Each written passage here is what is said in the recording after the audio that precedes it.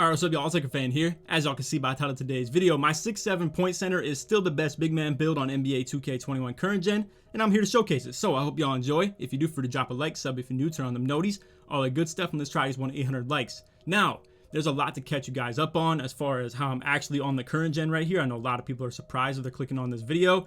All I've posted for the last 4 months, almost, ever since the game came out, it might even be 5 months low-key, is next gen. So look, I'm gonna be as open as possible in this video with you guys as far as which game I'm enjoying more, what you're gonna see moving forward on the channel, and just talk about my grind in general. Obviously, I've been lacking when it comes to the content. We're gonna talk about all that stuff, but I do want to focus on the entertainment aspect of this and just give you guys some good stuff to just watch in general.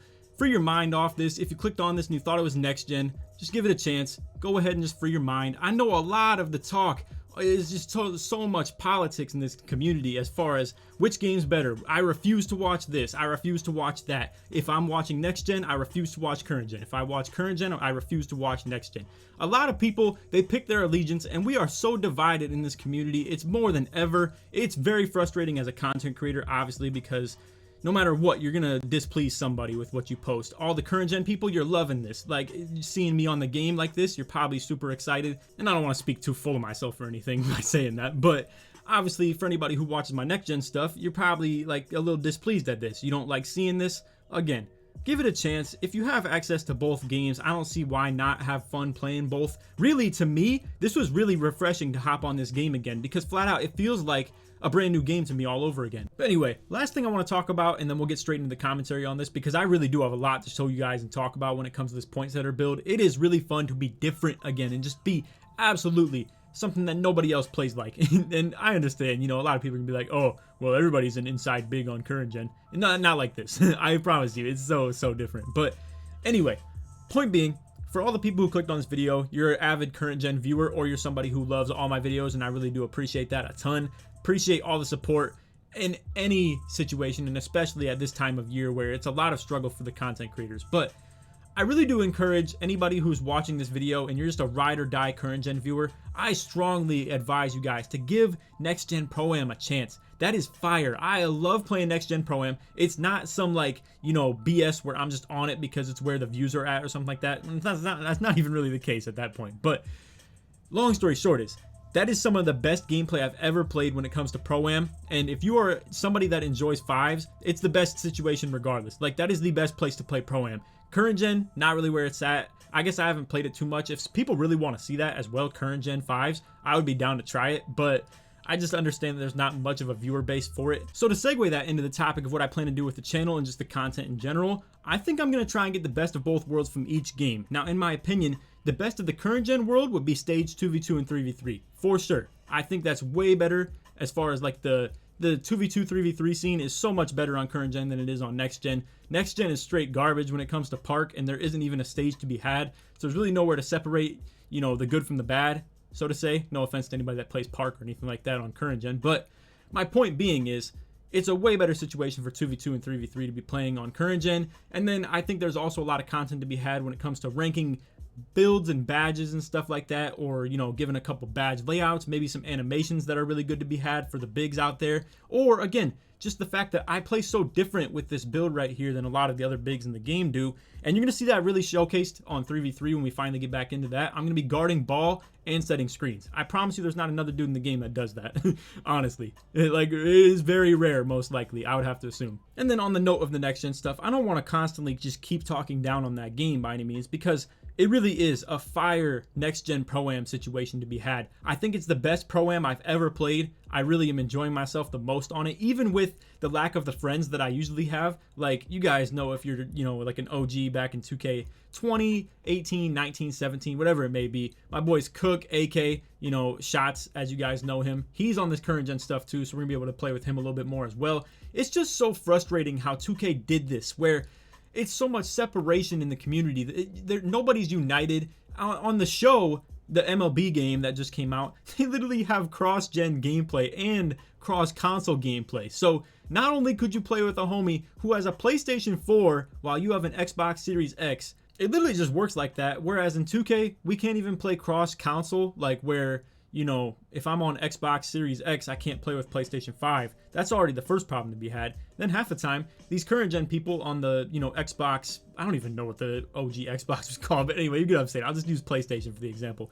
You can't play on next gen with a PS4. It's just tragic, man. So hopefully 2K can get that figured out next year. But regardless, my whole point is this whole separation in the community is the worst thing that's ever happened to us in 2K, 100%. And it's just a really tough scene for the content creators out there. Show love to all your favorite creators too, man, because this really is one of the toughest times in 2K, if you ask me, where everybody got their expectations up in 2K20 because of all, you know, just the lockdown stuff where everybody's at home. So much was being watched and consumed in the 2K community, and it was just booming. And then we hit this, you know, kind of transition period where the consoles are coming out, and we're all just kind of in a bad spot. I'll just be completely honest with you like that. So anyway, I hope y'all are kind of on the same page with me when I'm talking about all that stuff, and we're going to finally get to the commentary right here. But I just, again, had to be 100% honest, open, and real with you guys when talking about this stuff, because I cannot just post current gen and just be like, act like nothing happened, like I've just been playing this for the whole time. And, you know, I'm not fake. I'm not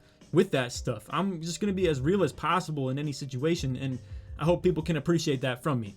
So finally, we'll get to the gameplay here. I know people are just talking like, Laker, shut up, bro. Like, I'm just tired of all this like negativity. I know, I feel you. I am too. But again, there's just no way I could have talked about this stuff in a regular situation of just acting like I've been playing this the whole time, or acting like I've been here, or acting like I've been active on the YouTube. That's already something that, you know, has been kind of swept under the rug as well. I'm doing fine, just for anybody that's curious as well. I know a lot of people have been wondering, you know, if I've been like doing all right and just what it may be. I'm not lazy by any means when it comes to the reason I haven't been uploading. I'm just worried that people aren't gonna, you know, embrace it so much, or I'm just gonna be disappointed by the views or the viewership to be had when it comes to all of that. And at the end of the day, I just need to be able to work with what we've been given. I can't just sit here and act like it's the game's fault at all times that I'm not uploading. I could 100% be on here playing both games. There's so much game to be had when there's two games to play. That's the biggest thing I can even say about all that. So anyway, hope you guys enjoyed that little rant right there. We're literally like over halfway through the gameplay now, and it's a little late to be commentating stuff, but again, just wanted to be completely real with you guys.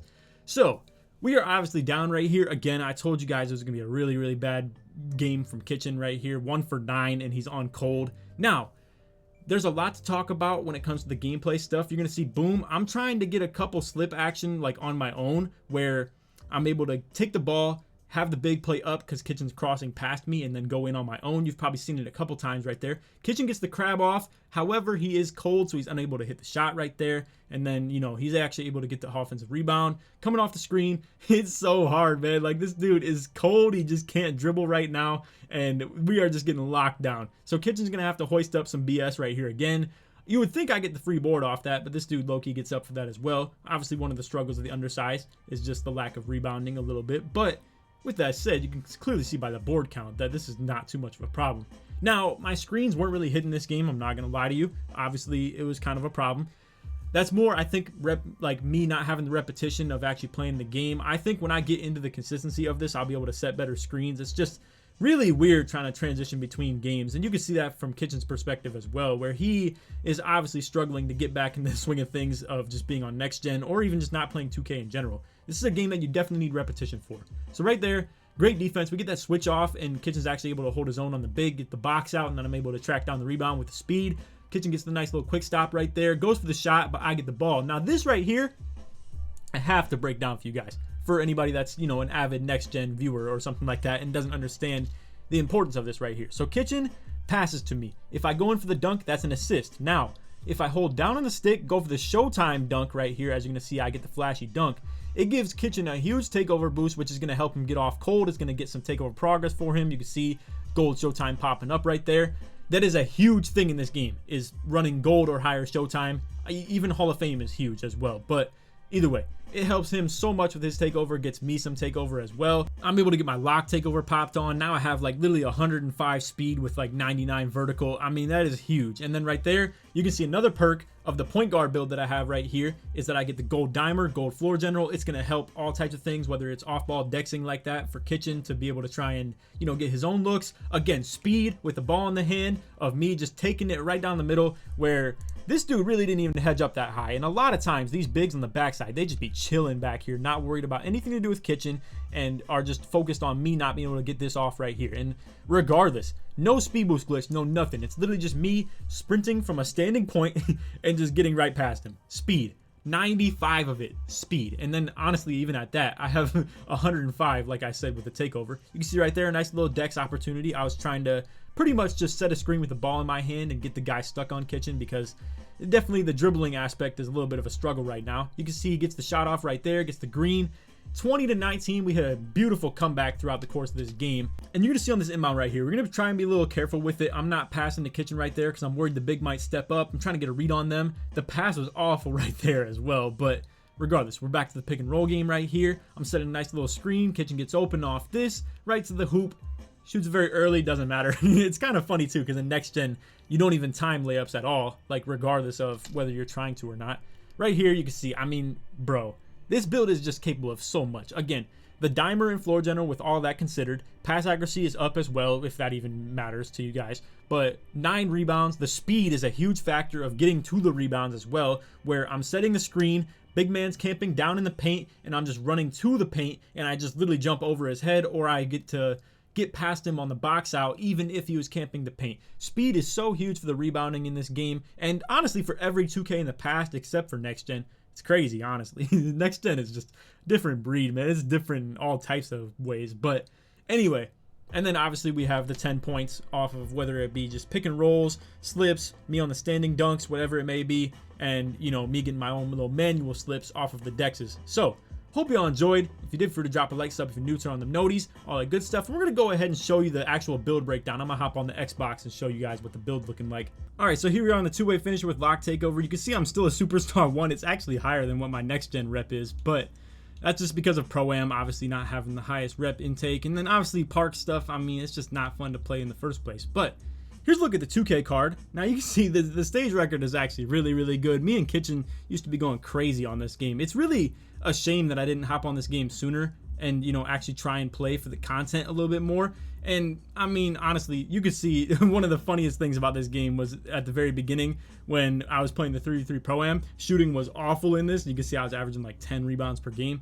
But here's a quick little look at the VIP stats. Just wanted to give you guys a quick little glimpse at that. As far as the attributes on this build, everything would be 1 higher if I were 99 overall. Obviously, there's no 99.9 in this game anyway, nor is there on next gen, I believe. But anyway, you can see 95 speed, 88 vertical. It would be 97 on perimeter D and lateral quickness, 99 steal. And obviously, you see the rebounding is not even that crazy, but you see what I'm capable of in that video as well. And really, for 3v3, it correlates even better. On 2s, you would need more of like a dog on the rebounds, or to be a little bit bigger for the blocks maybe. But either way, in either game, honestly, I feel like mobility is going to be super important, and this build is the absolute mecca of that. I mean, it literally is the mobility god when it comes to the bigs. And like I said, man, I think I'm going to be able to do some crazy stuff with this. Guarding ball on current gen, and then also setting screens on offense. That's going to be so cool to be able to do right there. Now, one catch to this build is that I can't catch standing lobs.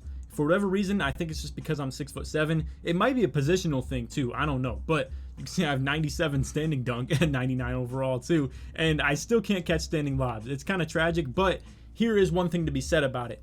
It's really not the most necessary thing in this game, thankfully. So a lot of people, you're going to be hitting your big on the slips and the showtime. You always want that showtime to pop up if you're ever just taking the 2. We'll get into the 3v3 stuff a little bit more for all the avid viewers out there who are sticking all the way to the end of this video right here. Also, if you made it to this point, put showtime in the comments to show your support that you made it all the way through to this spot.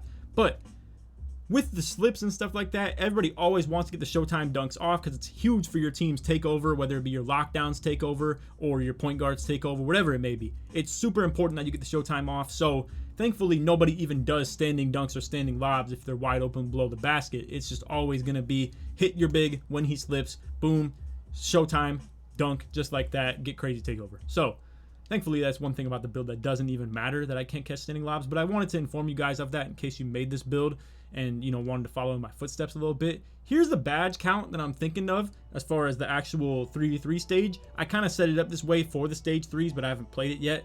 where me running a little bit of Intimidator, Hall of Fame. I know a lot of people were suggesting me to just run this on silver, and that Hall of Fame Intimidator doesn't really even do much. And then also talking about how pickpocket, you might as well not even run that because you're just trying to play for bump steals, no like suction like X steals or anything like that. I'm just going to go ahead and do things my way. I want to be able to try and make an impact in the way that I think I can. And like I said, a lot of people probably don't play the way that I do, where I'm going to try and run as a big man on offense and then guard ball on D, or, you know, just play really good hedge defense as a really fast backside big. In this game, it seems like you got to double team the point guard half the time anyway. So obviously, you know, that's one thing to be said about it. But either way, this is the badge count that I'm thinking. Feel free to give your feedback or just input on anything that you want to, you know, just give me any advice on, because at the end of the day, there's probably a lot of you viewers that have played the game more than me, even at that, on this current gen stuff. So I'm always open for the feedback, or just, you know, just people giving their advice of things to lead me on to. So anyway, that's all for the video. Hope you all enjoyed. If you did, feel free to drop a like, sub if you're new, turn on the noties, all that good stuff. Now that we made it to the end of the video too, if we could get this to like 1.5k likes, I would really appreciate that. But I understand, kind of in a tough time in the 2K, and it's hard to come across that. Honestly, there's probably only 20% of you that made it to the end of the video, regardless of how many people that watched it. So with all that said, I do appreciate all you guys who made it all the way to this point, and there will be better days ahead. I know that for a fact. So I'm gonna just keep sticking it out. We're gonna try and get more consistent with the content. I know I've been taking my spot for granted a lot, and that shows, and I don't want that to be, you know, just continuous. So it's all for the video. Hope y'all enjoyed. Really do appreciate it. Love y'all, man. Big time. And that, hope y'all enjoyed. Take it easy, man. Peace.